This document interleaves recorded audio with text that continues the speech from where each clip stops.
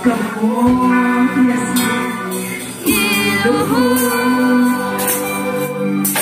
ang imong mga tuhod simbahan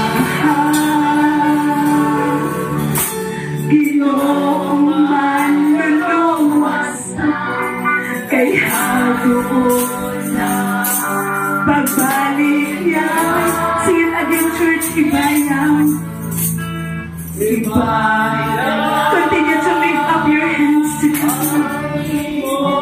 Continue to open your hearts. Just feel the presence of God. Let the presence of God touch your heart.